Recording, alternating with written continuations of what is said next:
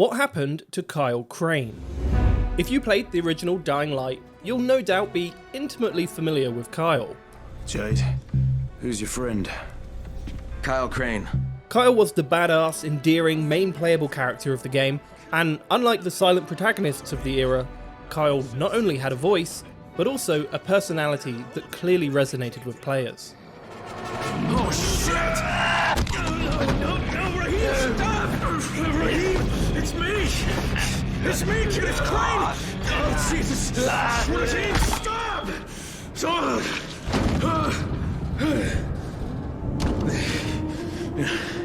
That's a fucking bite wound? You goddamn stupid fucking kid! Oh, God. It's for all these reasons that Crane has become a fan favourite character. So, perhaps a little surprising to some is his absence from Dying Light 2. I wish Crane could have seen this. Who? Doesn't matter. Well, that's how it seems at first glance, you see, because Crane's presence is still felt if you know where to look. And at the end of this video, we even have some mind-blowing new information that will change how we look at all of this. Let's start with what we actually know, the facts, as it were. So, Kyle Crane was a GRE agent sent into Haran to investigate the zombie outbreak and retrieve some sensitive documents that revealed the virus to be a man-made bioweapon. You realize I know what was in the file. I knew you were going to exploit the virus. Crane. Oh my God. You need the cure now for spin, don't you? That's the only way you could get out of this. Try to convince everyone you were working toward a cure the whole time. Mere minutes into arriving in Haran, Kyle himself was bitten and infected by the virus and had to begin using Antizin to stay alive.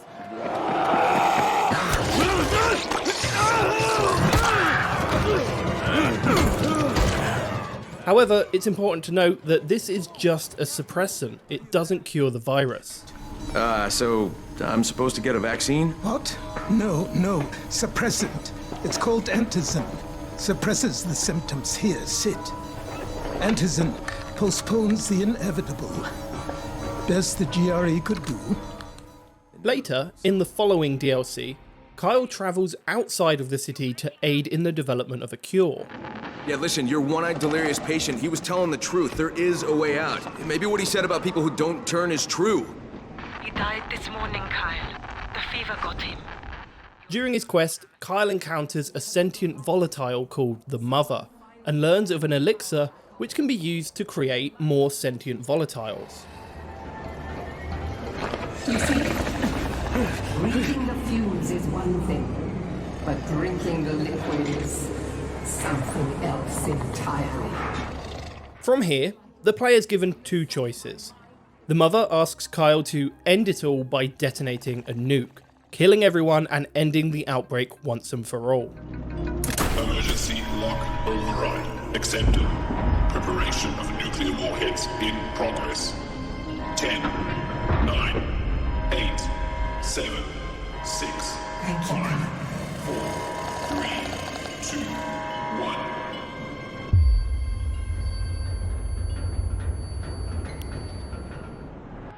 But you're also given the option to take the elixir and attempt to use it to find a cure. If you choose the latter option, the Mother will force Kyle to drink the elixir, dooming him to become a sentient volatile, which is exactly what happens next. No, God damn it! You fucking monster!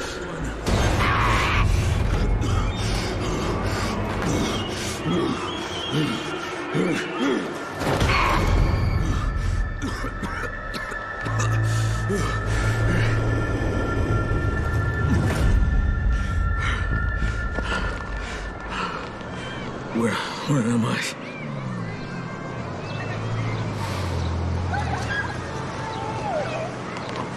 Hoya! Time to go home.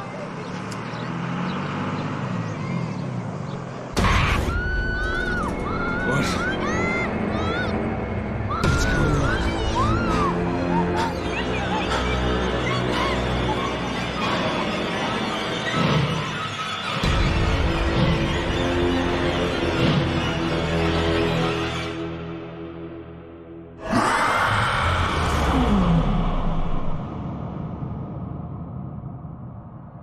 For a while, it was unclear which ending was canon, but with Dying Light 2 setting the scene for an entire planet ravaged by the virus, it seems that Kyle escaping and becoming a sentient volatile was most likely the canon ending. And to pretty much clear this up, in an interview, Techland had this to say. I think you all know that the end of the Dying Light was Dying Light following, and our lovely Kyle Crane get out from the quarantine, unfortunately with a virus, and he spread all of the pandemic stuff on the world. He's the first one that spread it out. So here's how I think it went down. After being exposed to the elixir, Kyle transforms into a sentient volatile and escapes the Haran quarantine, as we see in the ending of the following. We know that this then leads, years later, into another outbreak, originating from a research lab and this time affecting the entire globe and resulting in the deaths of 98% of the human population. What we have no definitive answer for is Kyle's fate. Many suggest he was captured by the military and taken for research purposes, while it's also a possibility in his sentient form he could have quite easily escaped and spent the past 15 years on the run. Or, he could just be dead, killed by the military, or even taken his own life after the realization of what he'd become. Either way, that leads us nicely into Dying Light 2. But I'm bringing in someone who might still survive. One of us? We'll see.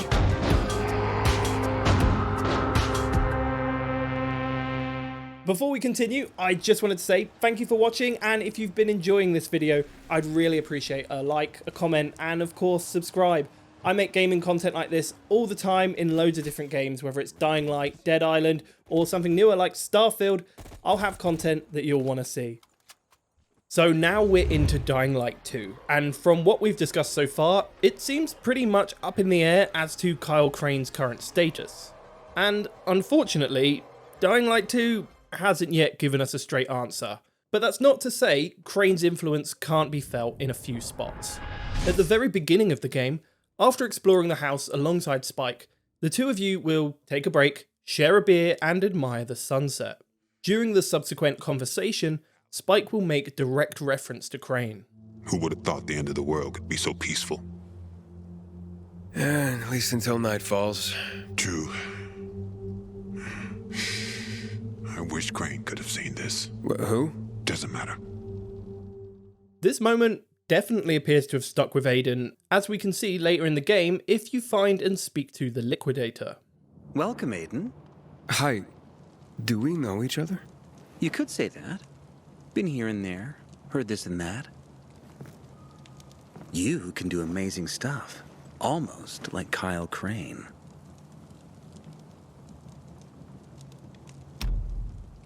Kyle Crane. A friend of mine mentioned that name once. Who is he? You mean, who was he? Kyle was a hero. He was going to save Haran. But sometimes, even the greatest heroes stumble and don't get up again. But the fact we're talking now, it's essentially thanks to him. The Liquidator quite pointedly implies that Kyle is no longer with us, speaking of him in the past tense.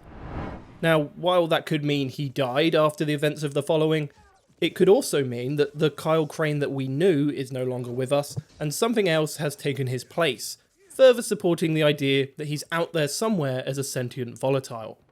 Kyle is actually mentioned alongside the Liquidator one more time when speaking to Tolga and Fatim on the radio. Liquidator, come in. Liquidator, come in. Give me that. You don't know how to do it. You have to hold the button while you speak. Back off.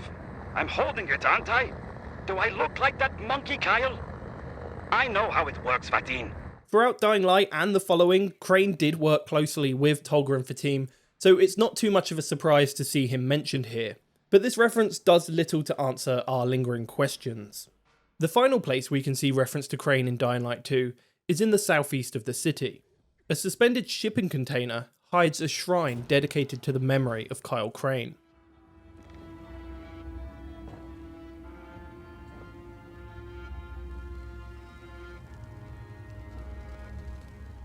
It's clear that whoever created this shrine remembers Kyle for his actions in Haran, as I don't really think he'd be getting quite the same glowing tribute if it was known what later became of him. Raheem! Crane, I didn't think I'd make it, so I armed the bombs. They'll blow in less than 5 minutes. Oh shit, kid, you're bleeding. Huh? Oh, I cut myself. It's nothing. Fuck, just plant the bombs. Alright, don't move, you got it? I'll be right back. Now, throughout this entire video, there's been one single piece of information looming over this entire story. And while it may be the most conclusive clue we have, it is also cut content, so its canonical status is dubious at best. Data miners looking through the game files found some very interesting cut audio files belonging to Waltz. All test results reports are gone, and with them the chance for a cure. I've lost any hope of gaining access to Kyle Crane. This brief clip appears to suggest that Kyle Crane is indeed alive and potentially being held by some unknown third party. If Waltz was looking for access to Kyle, it was surely to further his goal of developing a cure to save his daughter, a goal that is shared by Kyle and what led to his current situation. Techland have clearly left this entire saga open-ended. Crane is a fan favourite character, so I have no doubt that they've got some big plans for him going forward. Whether that be in a future DLC for Dying Light 2, or even in a potential Dying Light 3. Only time will truly tell and reveal what really happened to Kyle Crane. Well, there we have it. What do you think happened to Kyle Crane, and do you think we'll be seeing more of him in the future? I do have a sneaking suspicion that he will be cropping up in some Dying Light 2 DLC, but, you know, that's just my opinion. Let me know what you think in the comments below, and make sure you subscribe for more content just like this. See you next time.